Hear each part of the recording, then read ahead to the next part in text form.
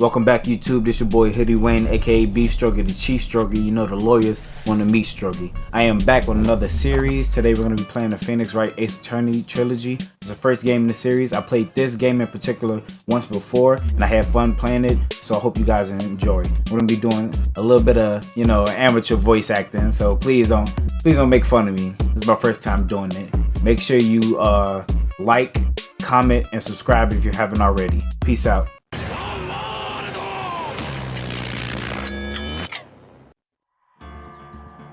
Let's get it.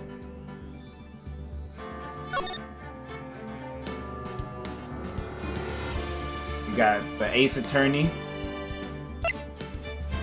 Justice for All, and Trials and Tribulations. We're gonna start off with the Ace Attorney. That's the first game in the series. Episode 1.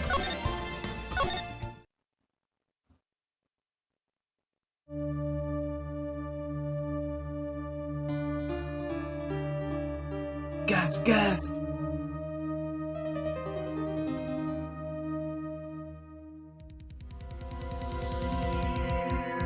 Damn it! Why me?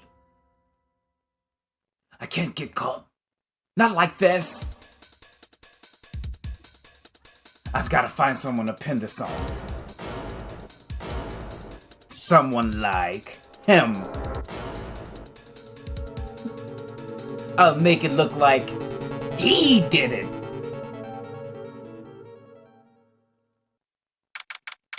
This dude looked like he sounded like that.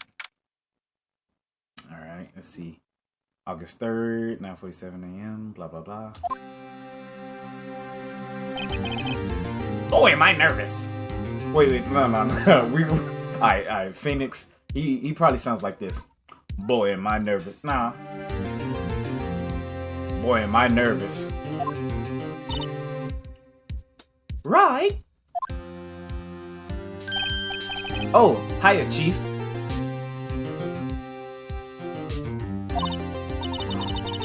Whew, I'm glad I made it on time. Well, I have to say, Phoenix, I'm impressed. Not everyone takes on a murder trial right off the bat like this. It says a lot about you. And your client as well.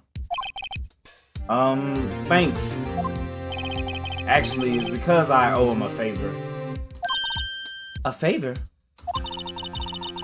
You mean you knew the defendant before this case? Yes. Actually, I kind of owe him my current job to him. He's one of the reasons I became an attorney. Well, that's news to me. I want to help him out any way I can.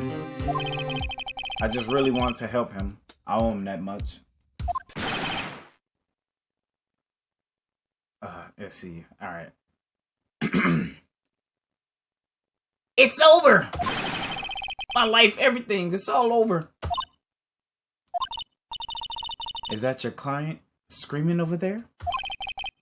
Yes, him. Death, despair. Oh. I'm gonna do it. I'm gonna die. Sounds like he... Oh. It sounds like he wants to die. Yeah. Nick. Hey there, Larry. Dude, I'm so guilty. Tell them I'm guilty. Give me that death sentence. I'm afraid to die. I ain't afraid to die, my bad. What? What's wrong, Larry? Oh, it's all over. I'm finished. Finished! I can't live in a world without her. I can't. Who took her away from me, Nick? Who did this? Oh, Nick, you gotta tell me. Who took my baby away? The person responsible for your girlfriend's death? The newspaper says it was you.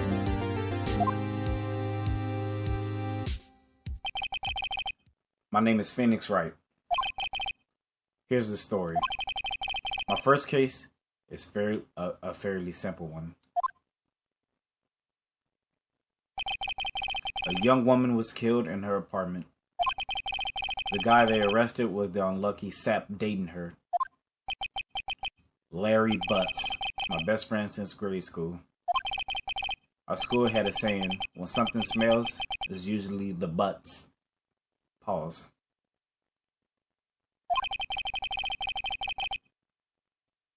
In the 23 years I've known him, it's usually been true. He has a knack for getting himself in trouble.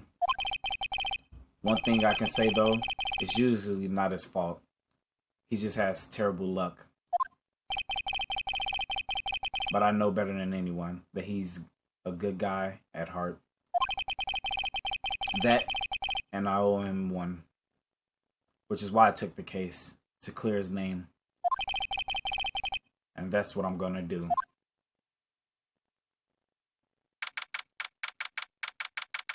Alright, a few minutes later, trial's about to start.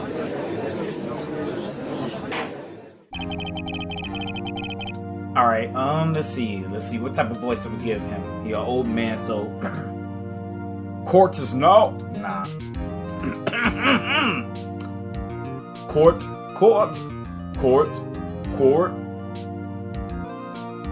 Court is now in session for the trial of Larry Butts.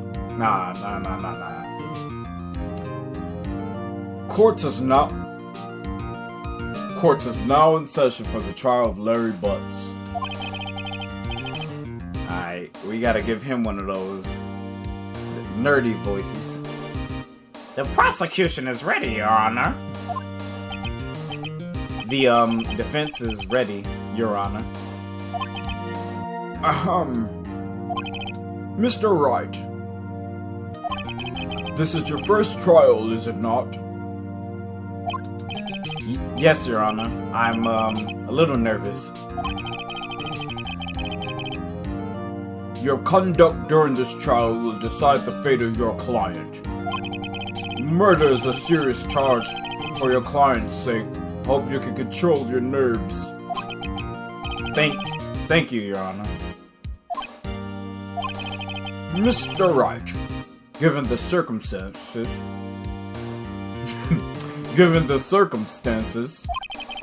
I think we should have a test to ascertain your readiness. Yes, Your Honor. Hands shaking, eyesight fading, palms are sweaty, knees weak, arms are heavy. The test will consist of a few simple questions. Answer them clearly and concisely. Please state the name of the defendant in the case. Oh, the defendant? Too easy. The defendant? Well, that's Larry Butts, Your Honor. Correct. Just keep your wits about you and you'll do fine. Next question. This is a murder trial. Tell me, what's the victim's name? Ooh, I know this one. Glad I read the case report cover to cover so many times. It's... wait. Uh-oh. No, wait, I forgot. I'm drawing a total blank here. Phoenix, are you absolutely sure you're up to this? You don't even know the victim's name? Oh, the victim, of course. I know the victim's name. I just forgot. Temporarily. I think I feel a migraine coming on. Look, the victim's name is listed in the court record.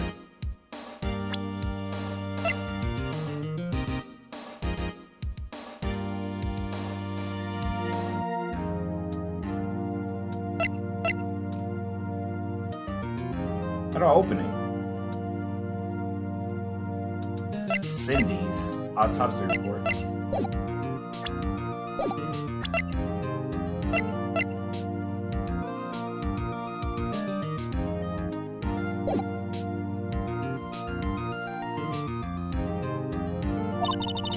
Just press tab to check it at any time, okay? Remember to check it often. Do it for me, please. I'm begging you. Mr. Wright, who is the victim in the case? Well, it says Cindy, so I'm guessing it's Cindy Stone. The victim's name is Cindy Stone. Correct. Now tell me, what was the cause of death?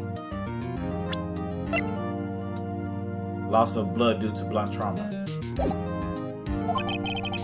She died because she was... She was struck once by a blunt object.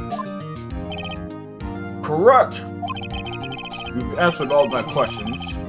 I see no reason why we shouldn't proceed. You seem much more relaxed, Mr. Wright. Good for you. Thank you, Your Honor. Because I don't feel relaxed, that's for sure. Well then. First, a question for the prosecution. Mr. Payne. Yes, Your Honor. As Mr. Wright just told us, the victim was struck with a blunt object. Would you explain to the court just what that object was? The murder weapon was a statue of the Thinker. It was found lying on the floor next to the victim. I see. The court accepts it into evidence. Right? You shouldn't pay attention to any evidence added during the trial. That evidence is the only ammunition you have in court. Use tab to check the court record frequently. Mr. Payne, the prosecution may call its first witness. I know courtrooms usually don't go down like this. I played the Ace Attorney games before, this one specifically, so I know pretty much what's going on. And yeah. However, I do wish they make a real life, like, more accurate version of a lawyer game. That would be lit. But let's proceed to the case. The prosecution calls the defendant, Mr. Butts, to the stand. See, look, because, you know what I'm saying? You know, like I said before, it's not always accurate. Because we just tell him to plead the fifth or not just testify at all in the real world. But, you know, it's whatever. Chief, what do I do now? Pay attention.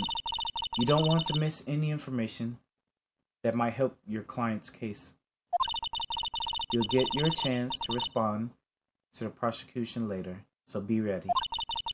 Let's just hope he doesn't say anything unfortunate. Like, you wouldn't even want to put him in that situation to begin with. But it's whatever. Uh-oh. Larry gets excited easily.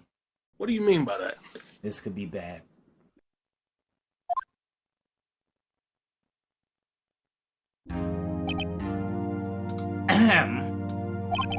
Mr. Butts, is it not true that the victim had recently dumped you?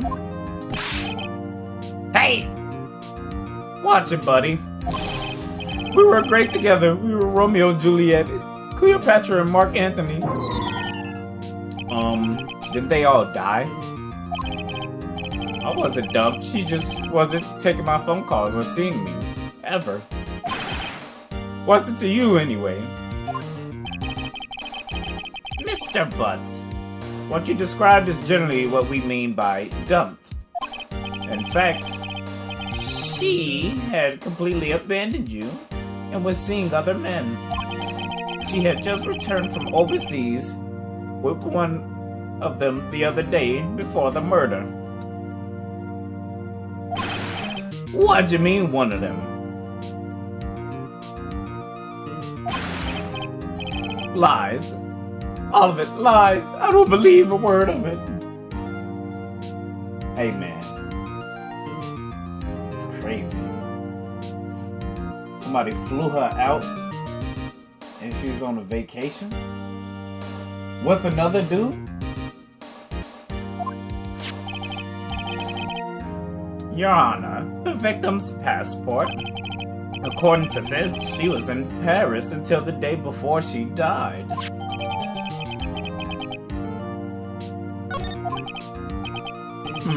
Indeed. She appears to have returned the day before the murder. No way. The victim was a model, but did not have a large income. So she was on OnlyFans. It appears that she had several sugar daddies. Ayo. Daddies? Sugar?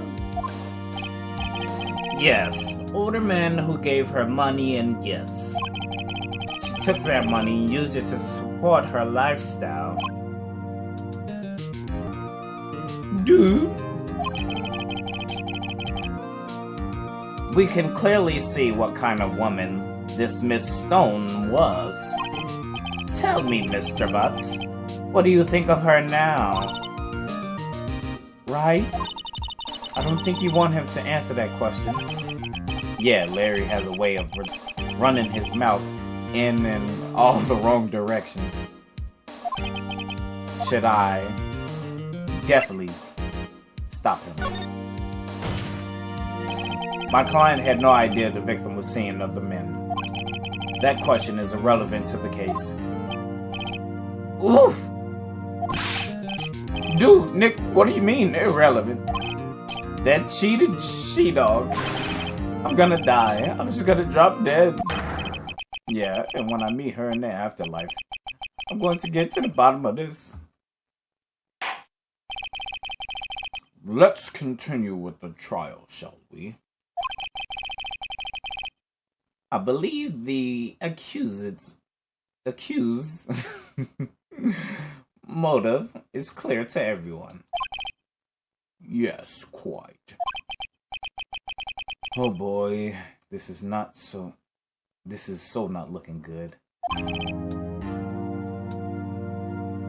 Next question. You went to the victim's apartment on the day of the murder, did you not?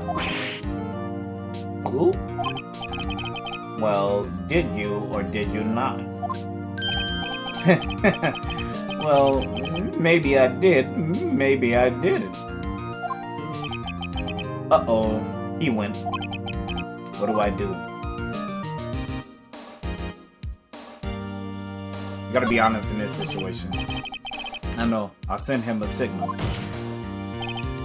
Tell the truth.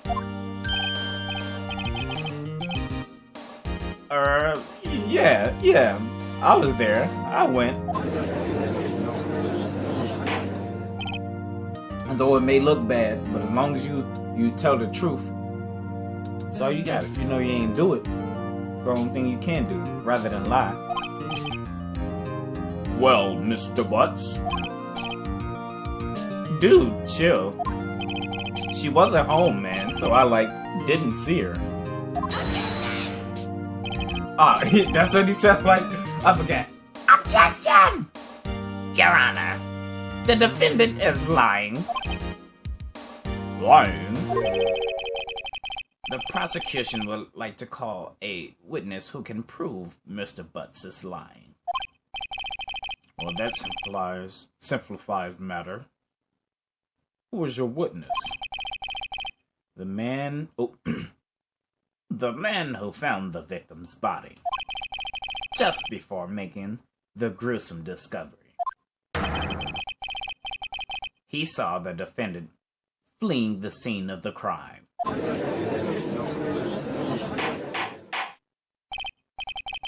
Order. Order in the court. Mr. Payne, the prosecution may call its witness. Yes, Your Honor. This is bad. On the day of the murder, my witness was selling newspaper at the victim's building. Please bring Mr. Frank Sowett to the stand.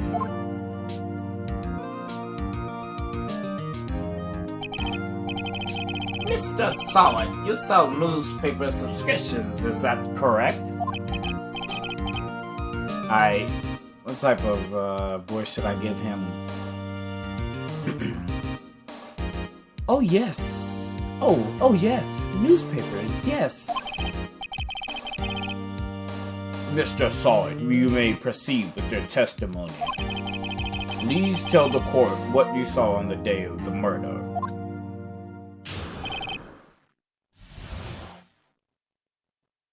Now, you know what I'm saying? This is the last time I'm gonna bring up how real trials work, but yeah, this is. Let's just say if this went down in the courtroom and I was the defendant, I would be getting a retrial due to a mistrial, but it's whatever.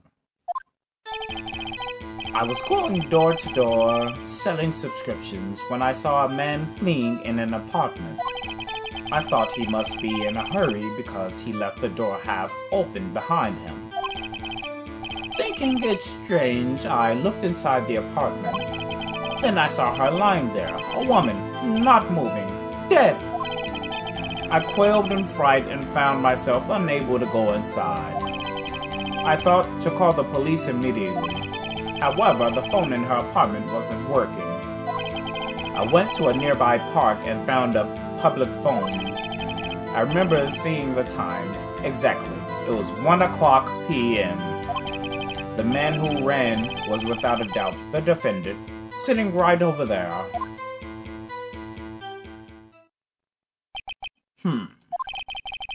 Larry, why didn't you tell the truth? I can't defend you against a testimony like that. Incidentally, why wasn't the phone in the victim's apartment working? Your Honor, at the time of the murder, there was a blackout in the building. Aren't phones supposed to work during a blackout? Yes, Your Honor. However, some cordless phones do not function normally. The phone that Mr. Sawat used was one of those. Your Honor, I have a record of the blackout for her usal.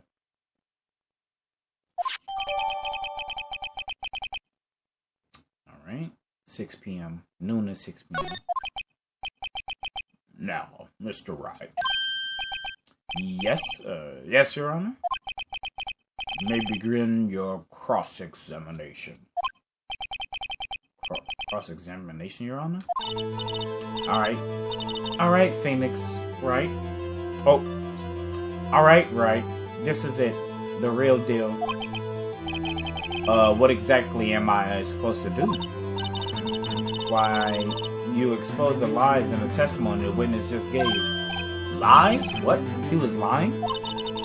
Your client is innocent, right? Then that witness must have lied in his testimony. Or is your client really guilty? How do I prove he's not? You hold the key. It's in the evidence.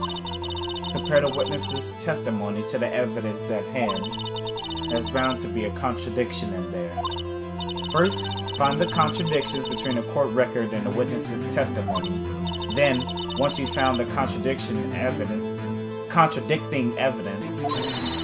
present it and rub it in the witness's face. Okay. Open the court record with tab to point out the contradictions in the testimony.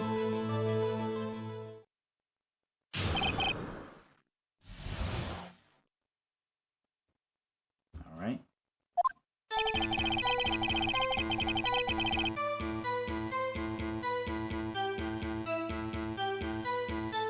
Since I already read the testimony, I'm not gonna repeat it.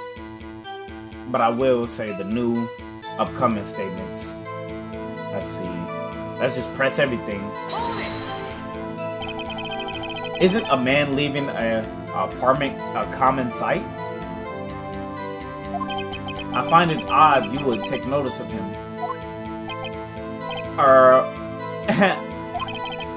I don't know. He just seemed strange to me, that's all. Like he was mad and yet frightened at the same time. Just like a criminal fleeing the scene of a crime. The defense requests that the witness refrain from conjecture. Of course. What the witness means is that the man he saw looked suspicious. So, what happened next?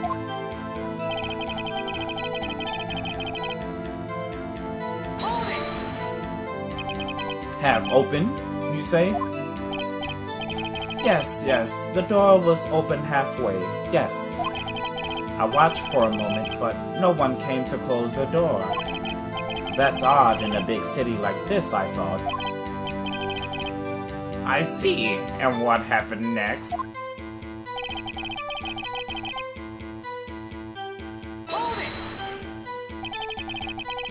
What gave you the idea to do that? Well, the door was half open, you see. Isn't it only human to want to peek? We climb mountains because they are there. It's the same thing. Truer words have never been spoken. Anyone would look inside. Why did Pain cut him off so quickly? So, you looked into the apartment. What happened then?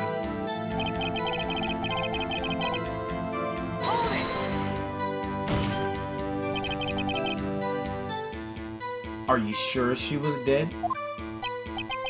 Well, no, I guess I wasn't. But she wasn't moving at all, and there was blood everywhere. I guess that would look fatal to anyone. True. Very well. What happened next? I quailed in fright and found myself unable to go inside. I thought to call the police immediately.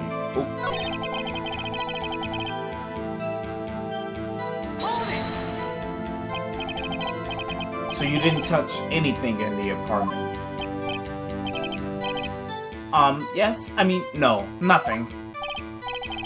Okay, what happened next? I thought to call the police immediately. Oh, I just said I wouldn't do that. My bad.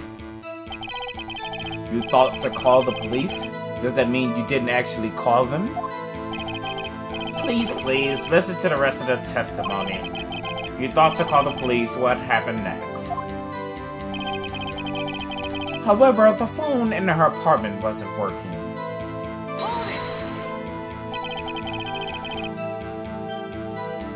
The phone in her apartment wasn't working? Yes, I mean, no, it wasn't. Right. Well, you said you didn't go into the apartment, or did you? Oh, that? I can explain that. There was a cordless phone on the shelf in the entranceway. I reached inside and tried using that to call. And that phone wasn't working, correct? What happened next? I went to an... Alright. Let's press that. Well, why use a public phone? You see, I don't have a cell phone. And being the middle of the afternoon, there was no answer at the nearby apartments. Right. What time did you call again? I remember the time exactly. It was 1:00 p.m.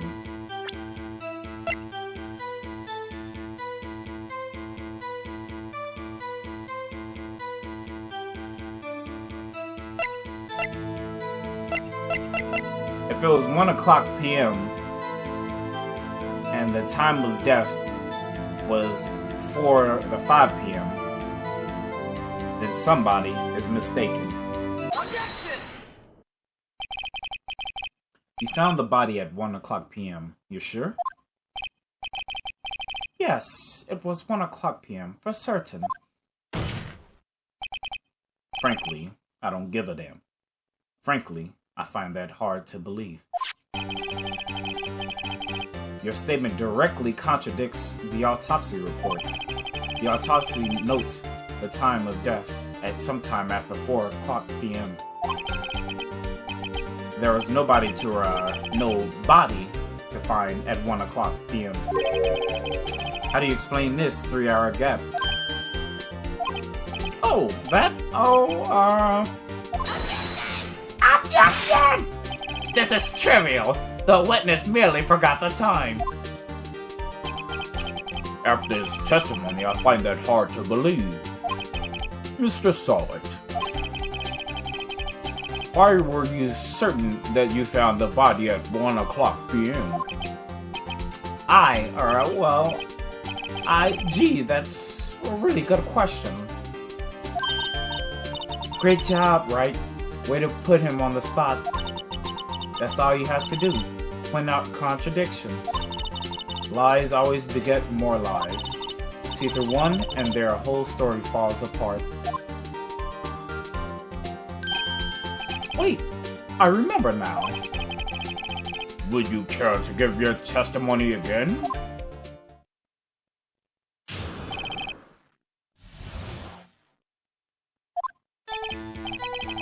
You see, when I found the body, I heard the time. There was a voice saying the time, and it was probably coming from the television. Oh, but it was 3 hours off, wasn't it? I guess the victim must have been watching a video of a taped program. That's why I thought it was 1 o'clock p.m. Terribly sorry about the misunderstanding. I already saw through the contradiction. Too easy. I see. You heard a voice saying the time on a taped program. Mr. Wright, you may cross-examine the witness. Right? You know what to do now. You know what to do. I've got this one. Yeah, I got it. Too easy. Don't even need to press. Too easy. Too easy. Did y'all catch the contradiction? Nah. Ain't no way y'all caught the contradiction. But if you did, good job.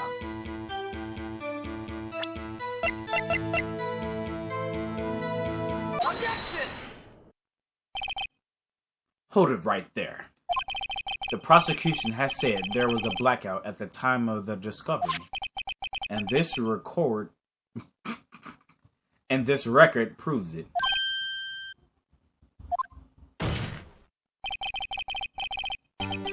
You couldn't have heard a television or a video.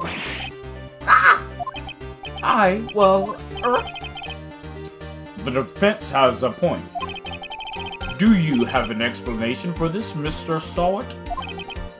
No, I find it quite puzzling myself. Quite. Wait, I remember now. Mr. Sawat? The court would prefer to hear an accurate testimony from the very beginning. These constant corrections are harming your credibility. And you seem rather distraught. My apologies, Your Honor. It must have been the shock of finding the body. Very well, Mr. Sawat. Let's hear your testimony once more, please.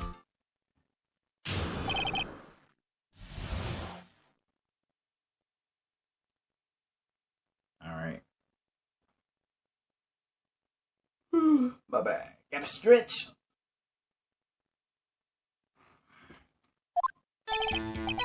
Actually, I didn't hear the time. I saw it.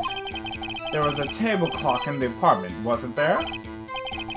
Yeah, the murder weapon. The killer used it to hit the victim. That must have been what I saw. Too easy. You saw a clock? I guess that would explain it. The defense may cross-examine the witness. Gladly.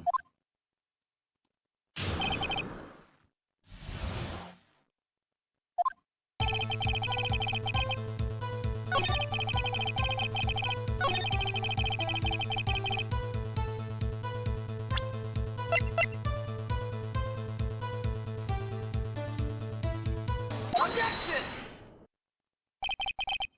Wait just a moment. The murder weapon wasn't a clock. It was this statue. Now, how is this supposed to be a clock? Uh-oh, the pursuit thing! Yeah! You, with your objections and your evidence, just who do you think you are? Just answer the question, Mr. Solid. Hey, I saw it. Get it? Hey, I saw it there. Okay? That's a clock. Your Honor, if I may. Yes, Mr. Payne? As the witness stated, the statue is indeed a clock. The neck is a switch. You just tilt it and it says the time out loud. As it doesn't look like a clock, I submitted it as a statue. My apologies. Can be making mistakes like that. I see. So the murder weapon was a table clock after all. Well, Mr. Wright, it appears that the witness's testimony was correct. This is a clock. Do you have any problems with the testimony now? Well, the pursuit theme is still going, so we gotta stay in pursuit. Your Honor, there is a gaping hole in the witness's testimony. The only way he could have known the weapon was a clock is to hold it in his hands. Duh. That's exactly what I thought when I. Come on, man. I didn't let the music dictate, you know what I'm saying, my actions. Yet the witness testified that he never entered the apartment. That is true. Clearly a contradiction. Indeed. The witness knew it was a clock because he went into the apartment. Duh. You're lying. You were inside the apartment on the day of the murder. Ah! Oh yeah? Prove it. Prove I went in there. I'll do better than that. I could prove you're the one that killed her. Hold up. Hold up. Let's say that line one more time. I'll do better than that. I could prove you're the one who killed her.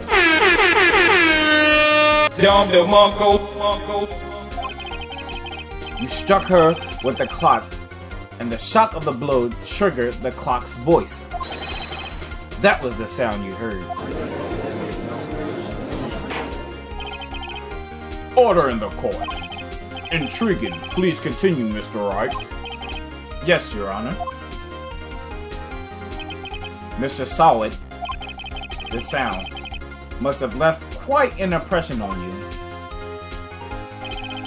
Understandable, since the murder weapon spoke just as you hit the victim. That voice was burned into your mind. That's why you're so certain about the time. What's the meaning of this? This is all baseless conjecture. Baseless? Just look at the witness's face.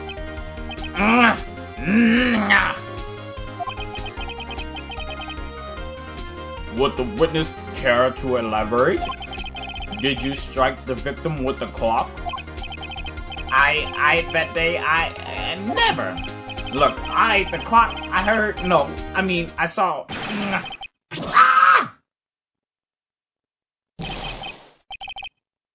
Shut up, I hate you. It was him, I tell you, I saw him. He killed her, and he should burn, give him death. Whoa, take it easy. Order in the court, I say. Your Honor, a moment, please. There isn't a shred of evidence supporting the defense's claims. Mr. Wright. Your Honor? You claim the sound of the witness heard came from the clock. Do you have any evidence?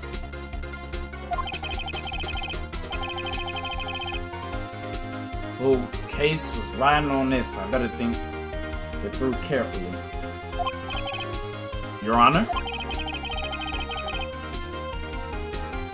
The sound Mr. Sawyer heard was definitely this clock. A fact which is clear if you simply